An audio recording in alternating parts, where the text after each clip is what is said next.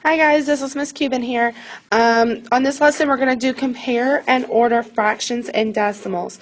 And this is very tricky because you're seeing two different forms of rational numbers.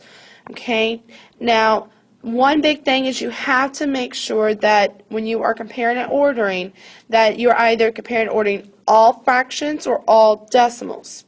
Okay, so I'm going to show you an example, and I'm going to show you both ways you can do it, and whichever one works for you is what I want you to use. Okay, so for example, let's come up with an example, and we have, let's say, 2 and, let me make that a little bit bigger. Okay, so we have 2 and 4/5, and then I have 2 and 9/100, 2 and 9/10, and 2 and 3/4. And I want to order these from least to greatest. Okay, now the first way you can do it is to convert the fractions to decimals and then line up the decimals and order as way of decimals. Okay, the second way is if you can make the decimals into fractions and order as fractions. So let's try the fraction decimal first because a lot of times that's the easiest. So we're going to go ahead and let me move to the next slide so it'll have more room.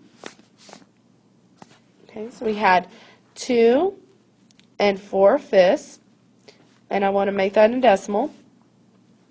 The 2 and 9/100, we're going to keep that the same. 2 and 9/10, we're going to keep that the same. And then we're going to have 2 and 3/4, and we're going to make that into a fraction. Into a decimal.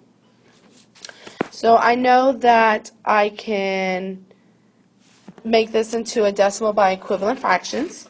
So I'm going to have 10 as my denominator. And I'm going to go 5 times 2 is 10. 4 times 2 is 8, so I have 2 and 8/10. So my decimal is going to be 2 and 8/10. Let's try 2 and 3/4. Well, I'm going to keep my whole number the same. My denominator, well, 4 can't go into 10, but 4 can go into 100, so we'll have 100 as my denominator. 4 times 25 is 100. 3 times 25 is 75. So my decimal is going to be 2 and 75/100. So now that I have all decimals and they all are the same type of form, I can now order. And when I'm ordering decimals, I am drawing a place value chart. So I have my ones, my decimal, my tenths, my hundredths, and I draw my place value chart. And now I can line up the decimals. So I had 2 and 8/10. I have 2 and 9/100, 2 and 9/10. And then I had 2 and 75/100. Now whenever I line them up, I notice I have 2 holes. So I need to put 0 there to make placeholders. And I can order them. And I'm trying to order from least to greatest. So the smallest one I have, well, my 2's are the same. My decimals stay the same. So now look at my tenths. Well, 0 is smaller than all of them, so this is going to be my least. And my second smallest is going to be the 2 and 75/100. My third least is my 2 and 4/5, or 2 and 8/10. And my greatest is the 2 and 9/10, or the greatest. Okay, but when I put my final answer in, I'm not going to have the decimals as my final answer. I use the decimals to help me solve, but I'm not going to write that as my final. So my final answer, and let me make a little space so I can put it there.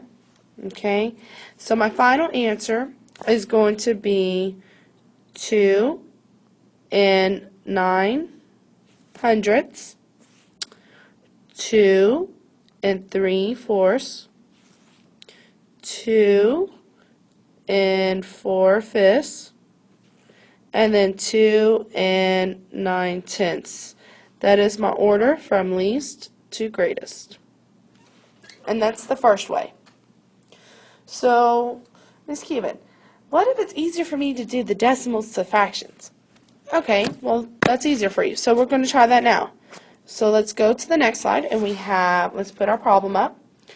2 and 4/5, 2 and 9/100, 2 and 9/10, and 2 and 3/4.